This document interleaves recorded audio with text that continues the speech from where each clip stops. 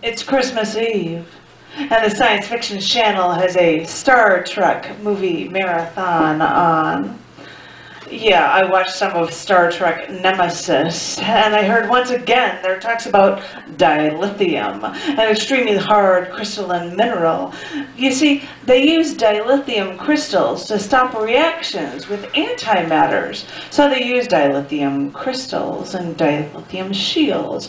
And yeah, maybe it was Star Trek, but think about it. In Star Trek, streams of matter and antimatter are directed into dilithium to heat up the excess deuterium gas, giving them a plasma that actually powers their warp drives. Kind of cool if that worked in the real world.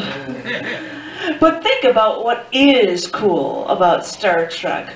They use names of places on planets in the solar system, like Utopia Planitia near Mars's North Pole. When describing the creation of the Enterprise D, they'll take a common molecule formed in the creation of the universe and use it in their reactions that seem impossible to us scientists in the real world to pull off seemingly impossible feats in the science fiction.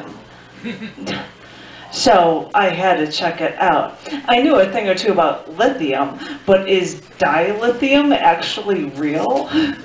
Well, yeah, everyone, it is. And dilithium is Li2, meaning that two dilithium atoms bonded together, and that lowercase I in there means that it's in gas form. But the cool thing, scientifically, is that since dilithium is number 3 in the periodic table, that means dilithium is the highest stable neutral homonuclear diatomic molecule after the H2 atom deuterium, which is made along with hydrogen in the initial minutes after the Big Bang. Because in the scientific world, they find a ton of value in the study of this molecule, probably much in the same way that they need it so desperately in Star Trek to pull off warp drive. And you may think I'm kidding, but researchers are working on a fusion impulse engine that runs on real dilithium crystals to cut the travel time to Mars from 6 months to just 6 weeks. The fusion fuel they're focusing on combines dilithium and deuterium. Is this sounding familiar? Because the one thing that I've noticed is that scientists often reflect on their science fiction loves. They try to emulate those stories and recreate what their iconic writers and directors first envisioned. So when you look at all the technology from the science gadgets we have around us today, you can thank the scientists and the engineers.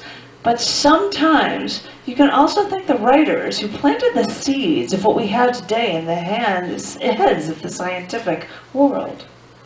Because maybe we can't beam anyone up and molecularly disassemble ourselves and reassemble ourselves somewhere else, but maybe the original Star Trek communicator was a prelude to the cell phone. And maybe science fiction's thoughts on dilithium crystals forming warp drives can lead us into deep space ourselves. Because really, we'd all love dilithium if it will help us embrace our race into space, the final frontier. Thank